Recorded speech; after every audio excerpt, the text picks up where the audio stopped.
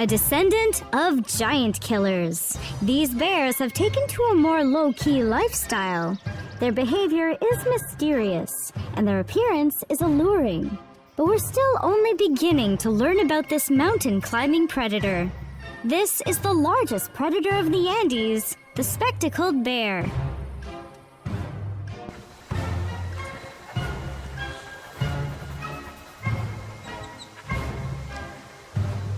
The spectacled bear, the Andean bear, the decorated bear, and Tremarctos ornatus are all names for one of the most handsome bears in the world. And their spectacles are probably their best feature, if I do say so myself.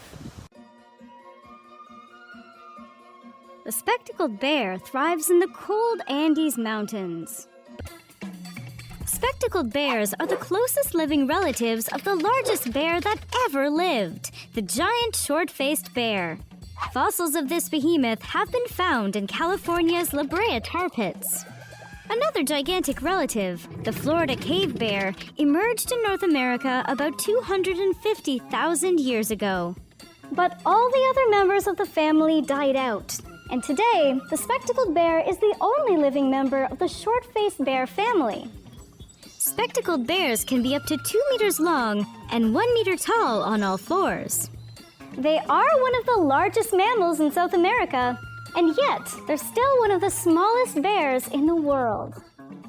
They typically weigh around 130 kilograms, which is pretty small compared to other bears, like the Kodiak bear, which can weigh up to a whopping 600 kilograms. But despite its small size, it plays a huge role in South American folklore. In Quechua, an indigenous language found in the Andes, this bear is known as Ukumari and acts as a mediator between the world of the living and the dead.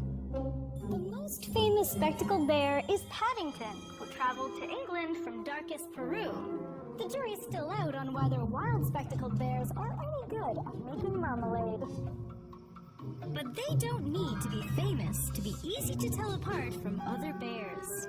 Aside from their white spectacle-like fur, which allows scientists to identify each individual bear without marking them, these bears typically have dark fur, which is dense, long, and coarse. Because they live in warmer climates than North American and European bears, their skin is very thin. So please, try not to offend them when you bring up their massive heads, which are some of the largest relative to body size of all bears. Only pandas make a run for their money in the Bear Big Head tournament. Spectacled bears are terrestrial, but are also good swimmers and especially great tree climbers. They spend a great deal of their time in trees, and are considered to be one of the most arboreal bear species in the world. They sometimes even build leafy platforms in the trees, used to sleep and feed. They can leave messages on trees for other individuals by using claw marks or signaling their path by marking leaves or trunks with urine. But not every spectacled bear lives in the trees. These bears are highly adaptable and are found in a wide range of habitats, including rainforests, paramos, and coastal scrub deserts across the Andean mountain range.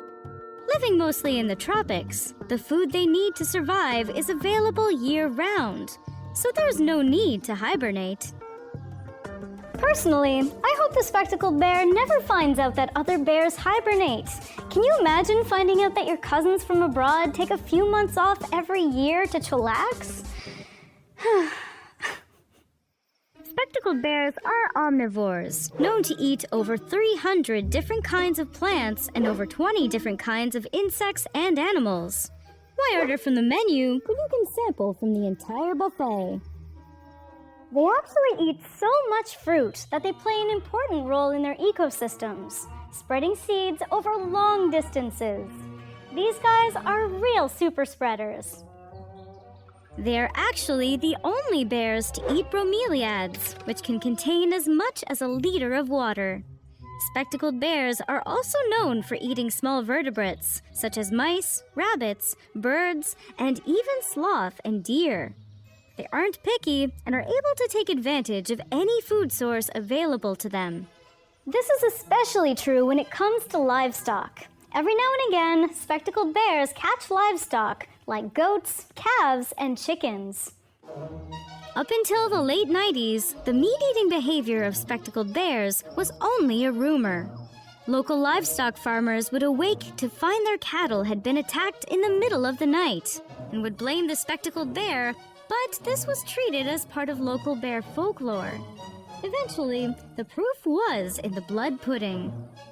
The first direct observation of a spectacled bear attack on cattle and subsequent feeding on the carcass was made in 1997 by a park warden in Chingaza National Park, Colombia. This behavior has led to spectacled bear-human conflict even to this day. Though this species is vulnerable to extinction, and in most cases, killing these bears is illegal, farmers kill spectacled bears to protect their animals. Since 1973, the spectacled bear has been listed as vulnerable for the International Union for Conservation of Nature and Natural Resources. There are an estimated 20,000 bears from Venezuela to Bolivia, with Peru being the spectacled bear capital of the world with a population of 5,700. It goes without saying, but spectacled bear cubs are adorable! They're born defenseless and don't leave their mother's side during the first 3 to 4 months. But once they reach that age, they'll start to leave the safety of the den. The species is actually quite elusive. They're said to be shy and tend to avoid human interaction, which in turn has made them difficult for humans to study. They are said to only be aggressive when threatened, hurt, or protecting their cubs. All the more reason to love this spectacular spectacled species.